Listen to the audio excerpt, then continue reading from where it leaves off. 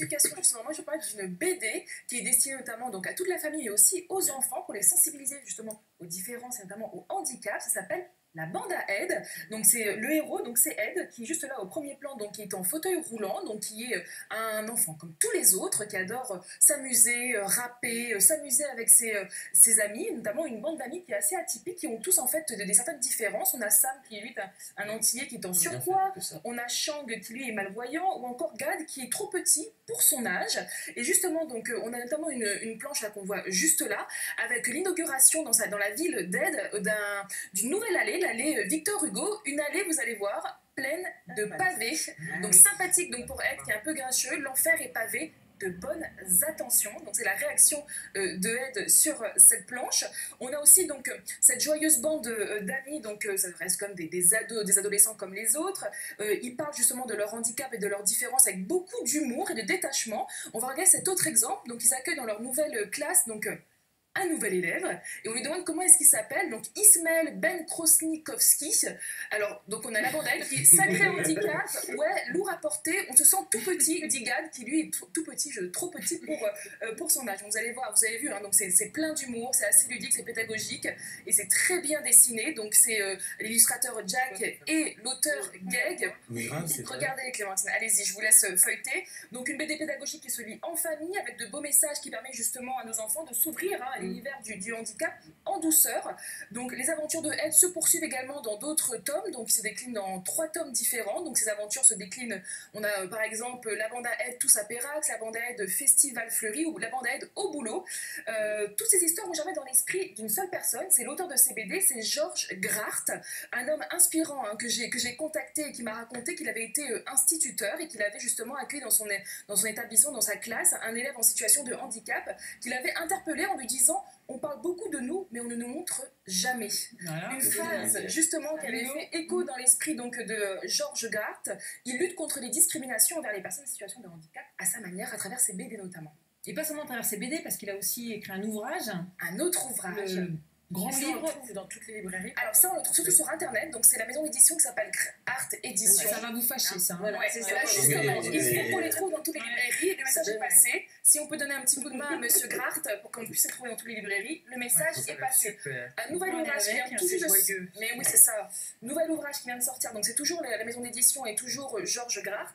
Donc le grand livre des handicap. Cet ouvrage se veut être la Bible du handicap. Les objectifs, c'est vraiment de changer le regard donc, sur le handicap, aussi bien donc, en sensibilisant tous les publics, hein, à la fois valides, mais les personnes en situation de handicap, mais aussi amener ces publics à une meilleure connaissance des handicaps et des maladies invalidantes.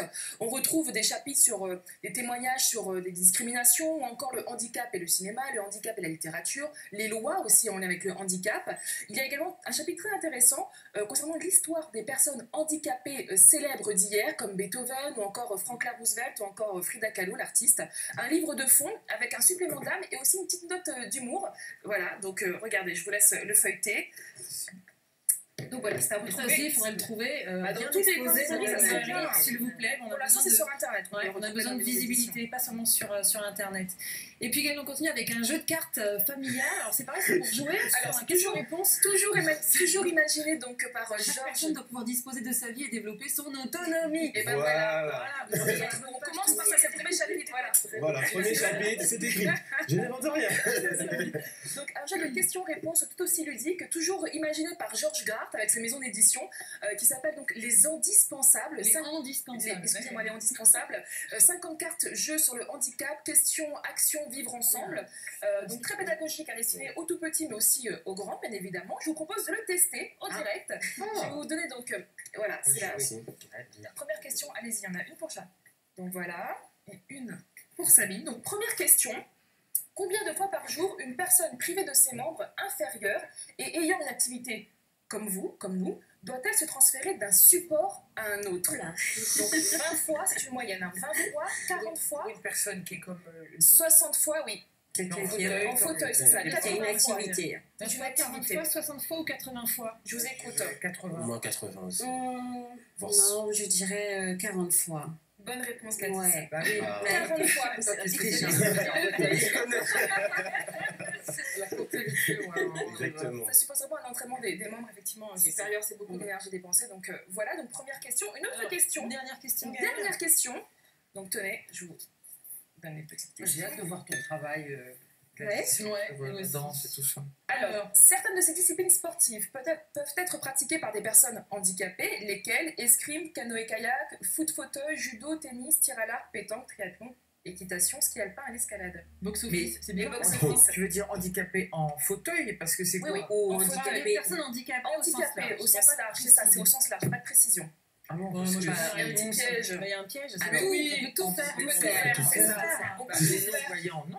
On peut tout faire. Alors attendez, escrime, Si, si, canoë, on peut jouer au pétanque. foot. Moi, j'ai joué au Si, foot le avec foot, les on peut- non-voyants. On peut faire du foot. Oui, bien sûr. On peut Mais là, c'est très large. Ça reste vraiment dans la définition Même large. l'escalade, parce qu'il y a les accompagnants, en fait, les D'accord. personnes qui En fait, on peut accompagnent. tout faire. C'est adaptable. Il y a toujours une On peut solution. adapter quasiment tous les sports. Merci Gaëlle. Voilà, donc ça Merci reste Gaëlle. en Le famille. handicap, il n'y a pas de handicap. On va continuer d'explorer le sujet avec Diego Badia.